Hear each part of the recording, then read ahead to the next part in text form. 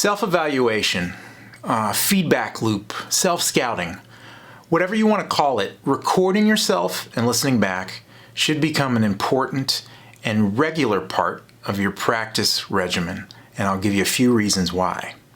Number one, the tape doesn't lie.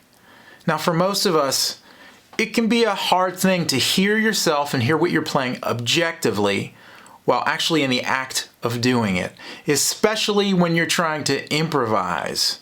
So recording yourself gives you a 100% clear, objective view of what you played, regardless of how well or how poorly you thought you were playing when you played, and how someone listening might have heard it.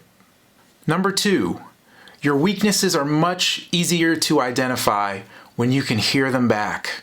Whether you're playing out of tune, or you're rushing or dragging, or even making extraneous noises or grunting while you play, when you hear it back, it's easy to identify things that seem to elude you while you're playing.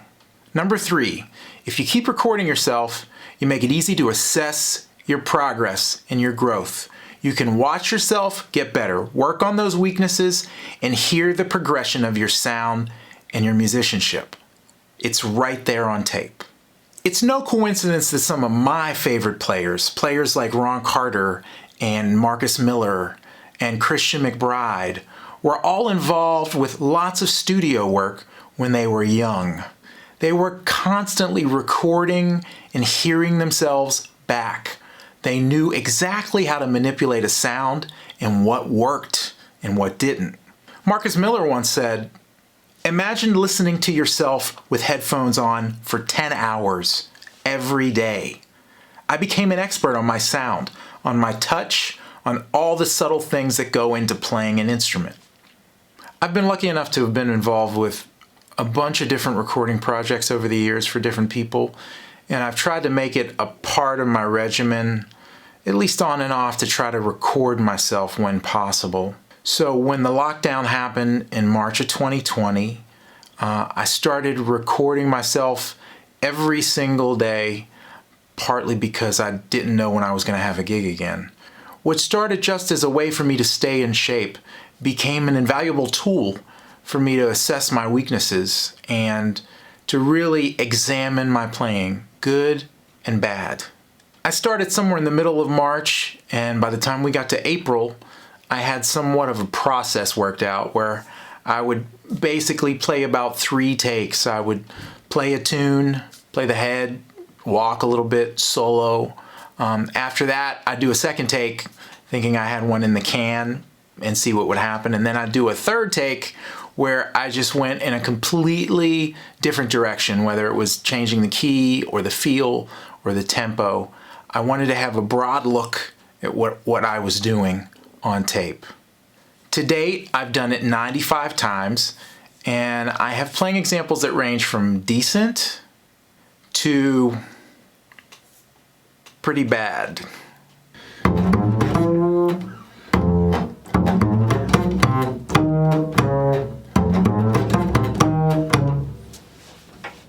So I thought it'd be a great idea if I was to sit down and show you the process of self-evaluation. I'm going to take one of my takes that was never used from June, I think, and we're going to take a look at something that I played, and I'm going to make some comments on it and maybe pause and talk about some things that I'm hearing and seeing with my playing, and give you a glimpse into my own self-analysis as far as my playing goes. So we'll call this the Jazz Gogglebox.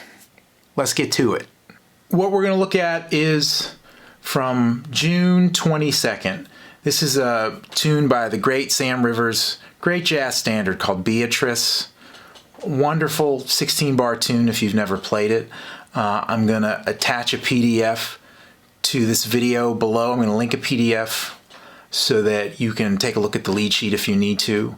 It's a wonderful tune to play though, and something I knew and thought would be fun to play. I use a Canon Rebel SL2 camera which has been really great for me. The microphone that I use for 90% of what I do is a microphone attached to the camera, which is a Deity V3. So what you're hearing is sounds off the bass.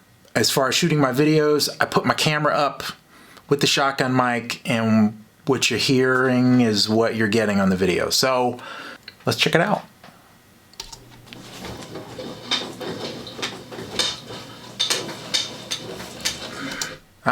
The uniform. This is one of like 3 t-shirts you'll see me wearing in my videos, because I have like 3 t-shirts, including the one I'm wearing.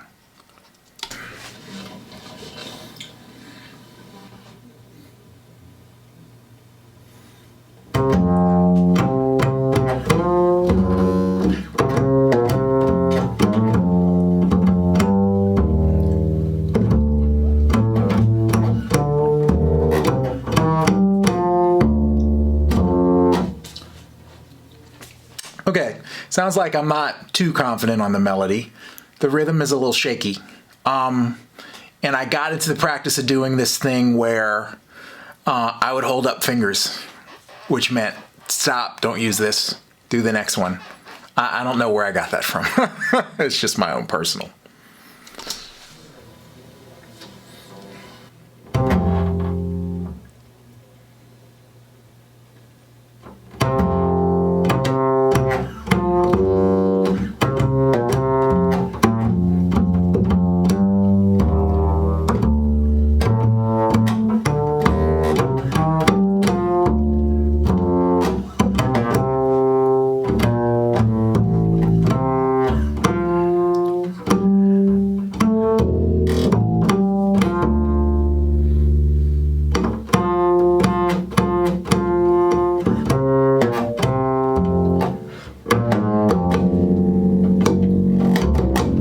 This is interesting. So I'm seeing ideas develop, ideas that I used in the second take and probably the third take, things that were missing, like that G minor 7 bass note at the end of the form that I added in later because I thought it was missing.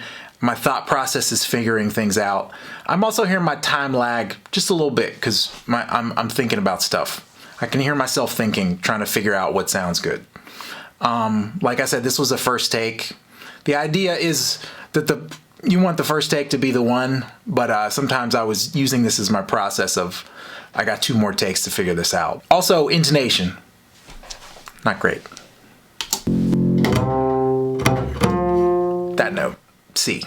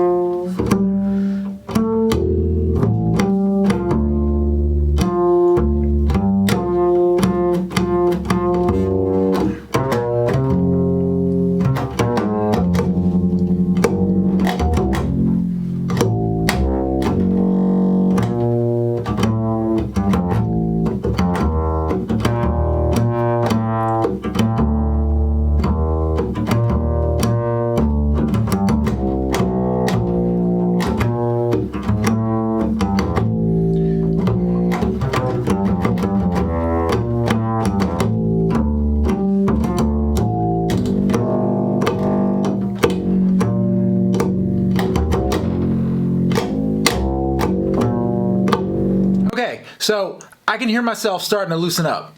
I'm starting to play better. Usually when I do this, my videos, they're at the end of a practice session. So I want to have thoroughly played and I want to be loosened up so that I'm feeling good on the bass physically. And it sounds like I'm still trying to get into it at this point, but I feel like I'm loosening up. But there's still intonation problems. C on the G string, A on the G string.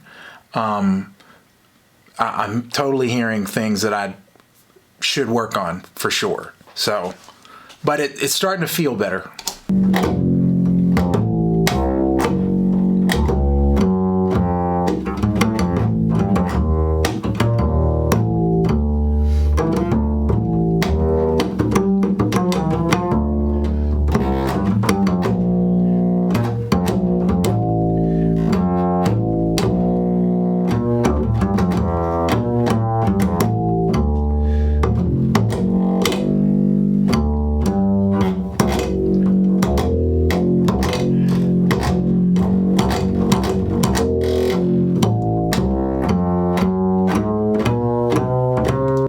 So I'm also breathing.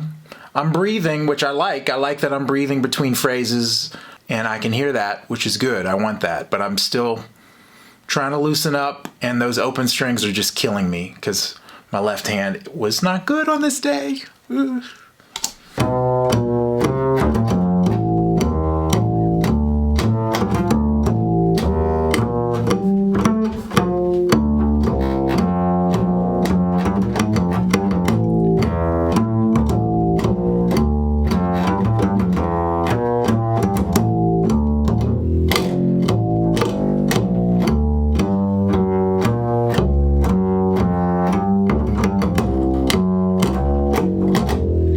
Another thing I'm noticing is it's noisy. My hands aren't quiet.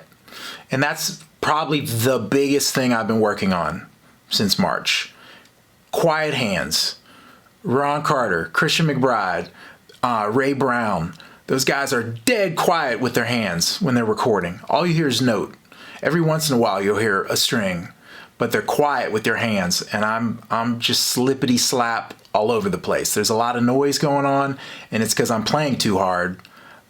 Which thankfully in December I can say is a little bit better, tiny bit better, but I'm playing too hard here.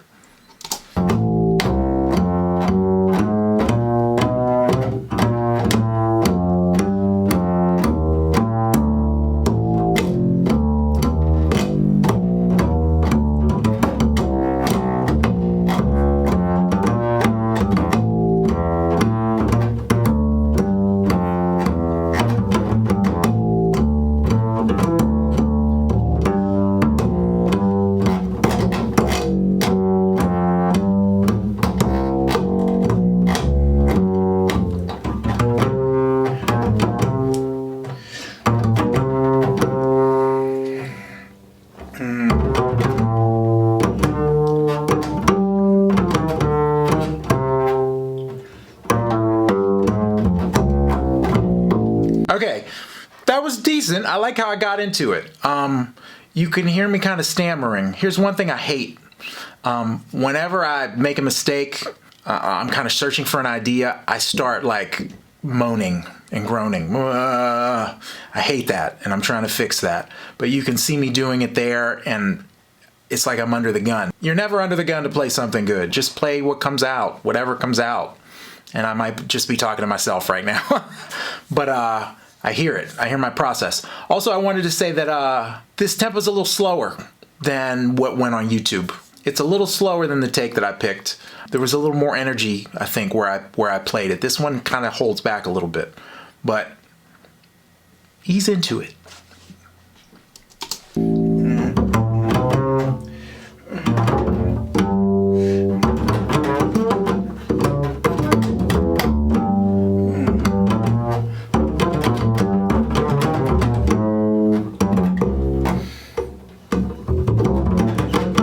Okay, you're hearing me try to play stuff at this point. That was a cool little phrase. The triplet thing was okay. But me going double time is me, I'm pressing. I'm totally pressing. I'm trying to play stuff and not like trying to create an arc. I'm trying to make changes.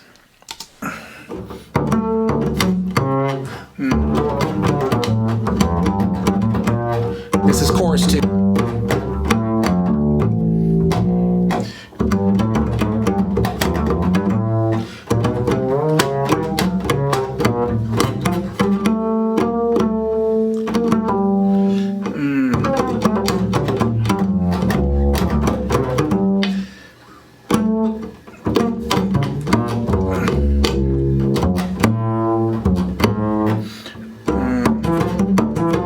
Okay, I'm starting to get into it. Again, this is like the walking. I feel like the second chorus unfolded a little better than the first one did. I'm starting to think music and hear, but you also hear me moaning and groaning. I'm making noises with my wedding ring, which drives me crazy. I know. Sometimes on big projects, I definitely take it off. Don't tell my wife. I keep telling myself, if you're using the correct technique, you shouldn't hear noise from your wedding ring. And to an extent, that's right. I shouldn't be slamming my hand on the neck. I'm making noise with the wedding ring, and that shouldn't be happening. So you guys that wear rings, take them off, or get little ones, or put them on your right hands. Or play with the right technique. Some of my favorite players, John Patitucci, Ron Carter, those guys play with wedding rings right there, and you don't hear any noise. So just an observation.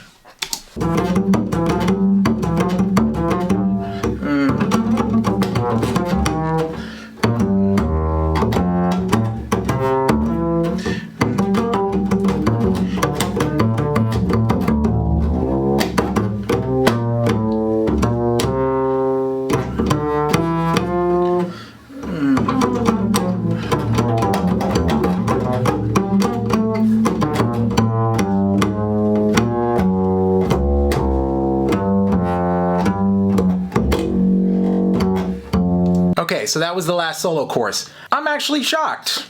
That was better than I thought. The first course was like, what are you doing? What are you doing? I could have taken my time a little more. Second course had a little more build. Third course, I did one of my patented kind of hemiola kind of rhythms things. Playing a hemiola, repeat a rhythm over and over again. That builds intensity. Also playing faster, more notes builds intensity. One thing I hate about myself is when I'm playing a tune and the intensity goes up, I feel myself bearing down. I feel myself digging in too much. I feel myself playing too hard. I play with a lot of emotion. Emotion is really good, but you have to laser beam it. You have to control it.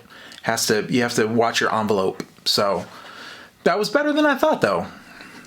I mean, I have a lot to work on, but it's okay. Melody. Still out of tune.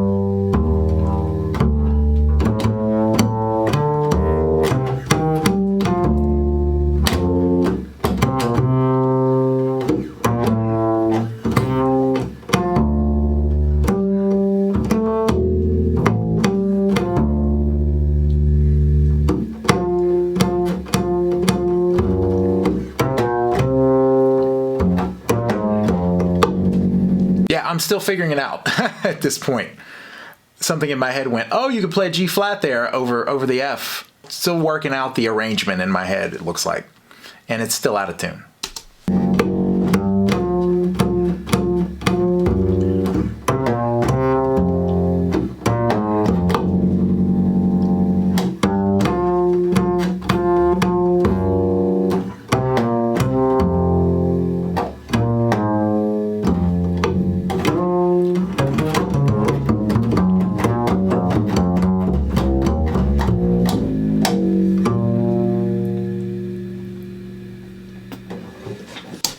I was sure I was going to go for the low-hanging fruit there, which was just to play something bluesy at the end. Play like F blues scale, which works perfectly over G flat major 7.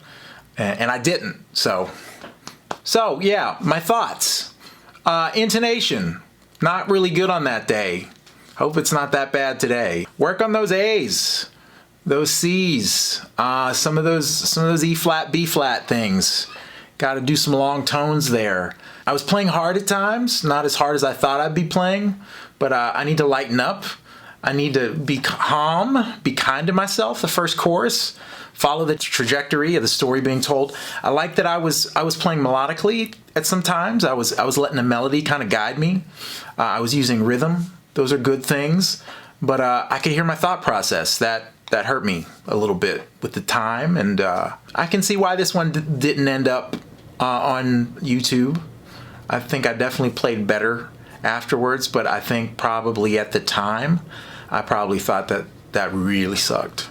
So it's the tale of the tape. I think that's one thing we learned from recording that you should take with you going forward, is that it's never as bad as you think it is, and yet never as good as you think it is. So get out those cameras, tape recorders, digital machines, start recording yourself as often as you can. You'll get better, I guarantee it. Thank you for watching. If you liked the video, I'd appreciate it if you could give it the old thumbs up below. And if you're not a subscriber, by all means, if you like jazz, bass, centric content that's all original, coming at you every single week, then click that subscribe button so that you're notified the next time I post. Until next time, take care of yourself and please love your neighbor.